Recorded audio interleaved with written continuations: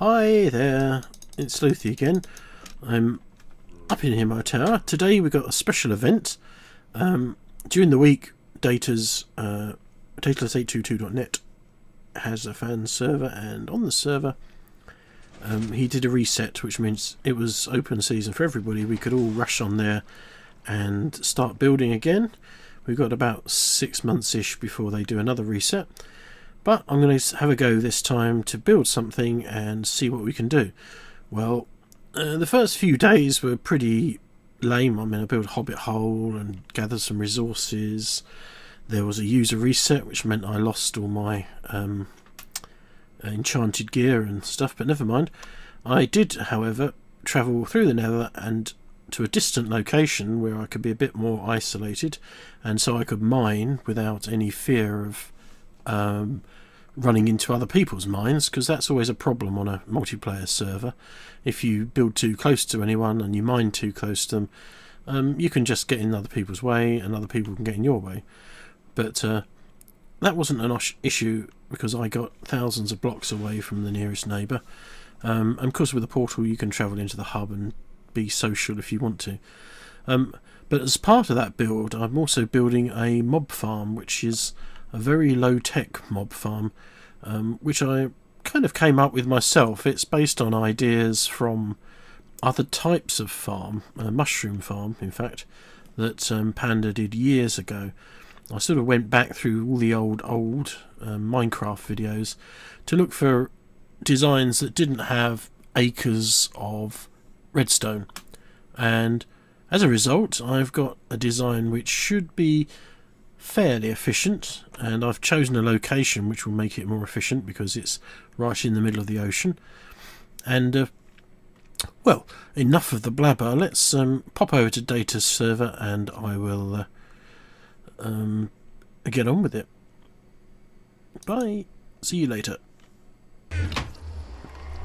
Been doing a lot of mining, I suppose is really well. Let's have a look around here. This is my thing. I've built it out of glass. Well, it was originally made out of cobblestone. I replaced all the cobblestone with glass because I wanted to be able to see out, so I can see all the monsters and things. Hello, rabbit. Hello. Hello. Watch out, there's zombies out there. The rabbits hang around my carrot farm patch over there. That's carrots and potatoes in that patch, and that's all wheat. I do seem to get random patches. I think mobs might jump into across the wall or something. I haven't quite worked it out. It's a bit too dark out there to be going out. I built this bridge across to that island because my actual main base is going to be built on that island and underground. This is just gonna. I'm just gonna put a dais on the floor with the portal, decorate it, make it look nice, and perhaps put a little wall around it to stop the mobs getting too near. But on the whole, I'm just going to leave this as the portal room. If I come through the portal, this is my. I built an extension on the other side. It's where my bed is, which we shall sleep in. There's something very odd in that if I die and respawn, I respawn. Oops. I respawn on the roof, and I have to jump down, which is very odd. I don't respawn by the bed. There's plenty of space around the bed, you know. I don't know why. This is my enchanting area. I've bought these bookshelves in the shops, the player shops. I got about 6 of them from Iron Monster, and for 30 data bucks. At the time, that's all I had. Then I came into some money. I sold some diamonds, went back to buy the rest, and they'd gone.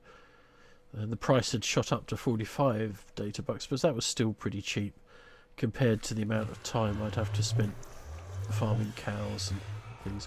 I do actually have 3 or 4 cows over the back there, which I've set aside for myself, but I'm really too sure what to do with them. The nether wart I actually bought as well, I think, and the soul sand. I bought all of that with some money I came into, and I have been to the nether, but I haven't been exploring fortresses. My brewing stand here was again a donation from Iron Monster, who gave me a few blaze rods, so I was able to make my brewing stand, which is very nice. I enjoy potions now that I've started brewing, and I've got a little chest here to put things in. I've got some health potions and water bottles and things there. Right, well, what we'll do is we'll go over to the mob farm I'm building, which is a little way away. I just pop through here. It's a little way away. It's in the nether. Sorry, it's in the sea, because I want there to be as few spawning places around it, and to be honest, I'm too lazy to dig it all out. So you'll see in a minute what I've done. It should be day fairly soon, I think. Here I am on an island in the middle of nowhere.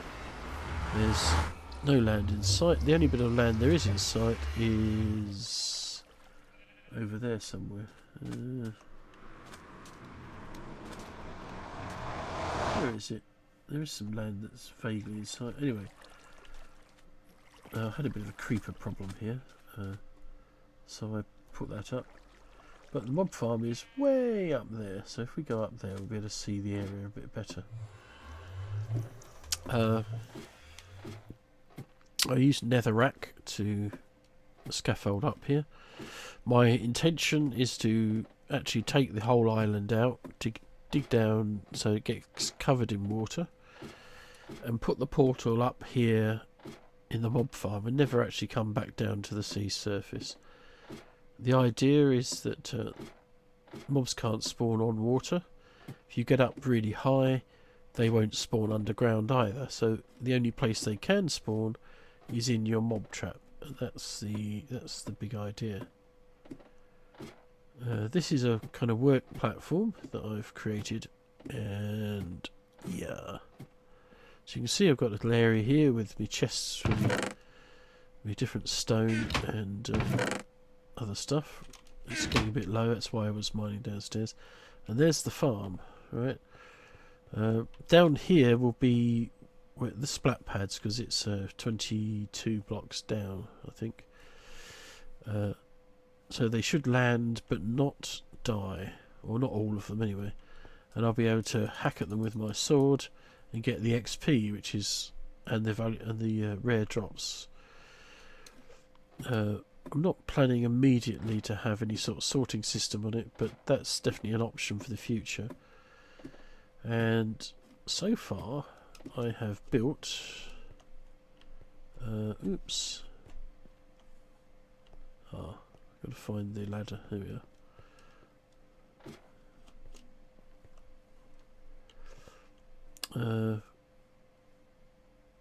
I can't get up there, can I? I have to get a ladder. This is the wall anyway. Let's just go up here because you can see a lot from it. You can fall a long way from here. Not very good with ladders.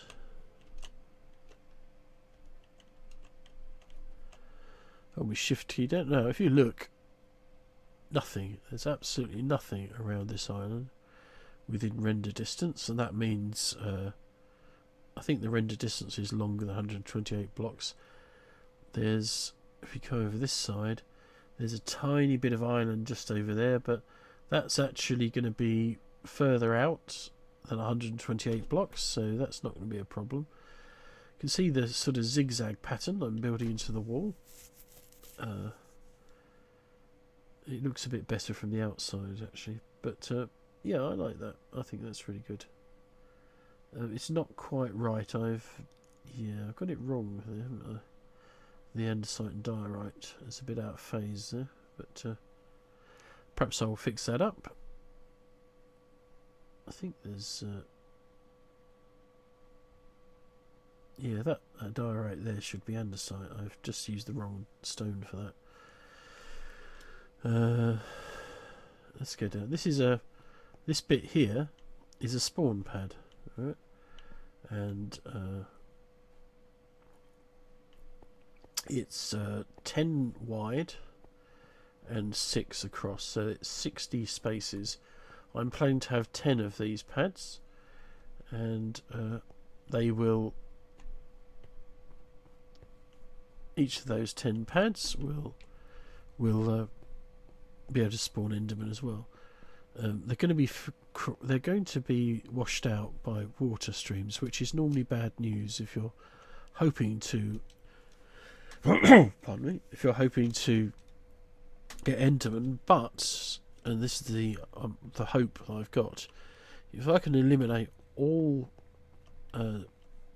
teleportable locations in the area, all locations which the Enderman can teleport to, if I eliminate them all, the only place they'll be able to teleport to is back in the mob farm. So they'll just keep taking damage until they die, and the ender pearls hopefully should then just wash down into the water stream.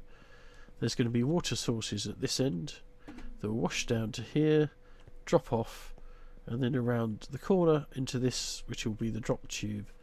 You have to have another couple of water sources here and here to prevent there being a dead spot here, but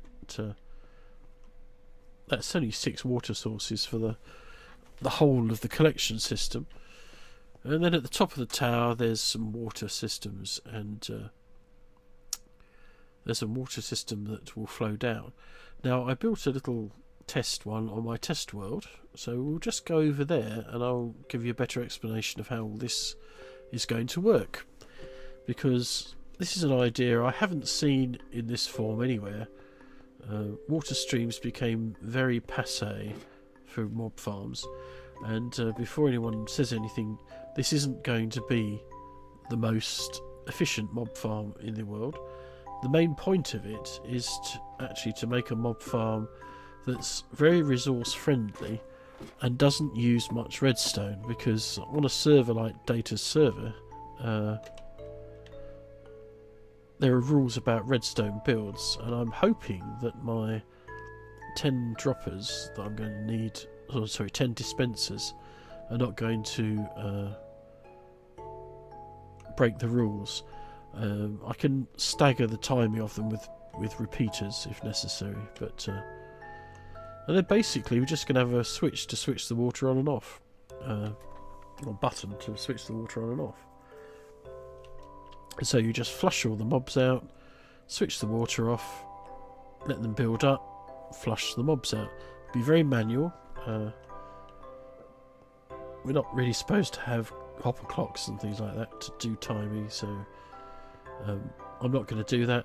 And besides, unless I'm out here farming mobs and getting the XP, there'll be no point in having it running anyway, so that's not a big issue. Anyway, over to the test world. Well, here it is. Here is the model I built. This one doesn't have a drop tower, they just connect up the front here, and I have to block this off with dirt before I switch it on. I just wanted to check that it would all actually work. I've got different water streams. This is the prototype for the water streams that I just checked that everything worked. As you can see, it's the same shape. The first pad goes here, the blue blocks are where the water goes. Well, you'll probably want to know how all this is going to work. What's it like inside and all that kind of thing. So what I did was I created a cross section so you can see how it works. We've got the button here you press, and a torch tower that goes up the top. And here are the dispensers I mentioned that will dispense all of the water. And the water, here's what we've got here is some strategically placed signs here and down here. So and there's the dispenser at the top, and this is like a cross section, a slice vertically through the mob farm. If we switch the water on, the dropper dispenses the water and it flows out, and it does that, and it flows down to the side, and it basically sweeps the mobs off as they go.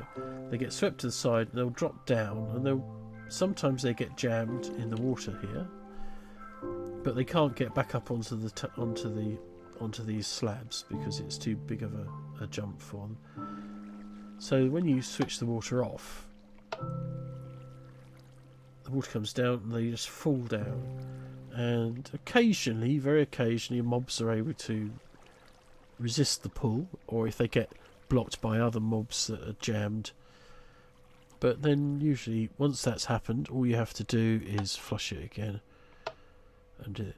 It's not going to be super efficient. You're going to have to stand there and do the thing. You can stop it halfway through and the water will just flow down like a snake. I'm going to call this my snake farm. There we are. Because that will confuse people, because they will say, there aren't snakes in Minecraft. Way, say, that's a jolly bad thing. Where's the snakes coming from? Well, the snake is a water snake, as you can see. Just go, I actually quite like this. I've played this for hours, you know. But then, that probably says more about me, doesn't it? The basic idea for this was actually taken from a mushroom farm that somebody came up with.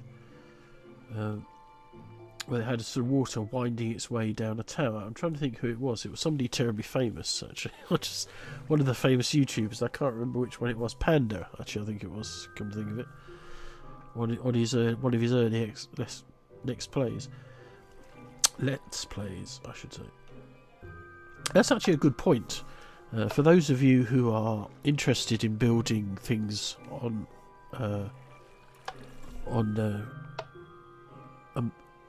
multiplayer server like Dataless, where there's a lot of people and where there are usually strict controls over what you can and can't build, going back to some of the early Minecraft videos and looking at some of the contraptions that people built before we had this rich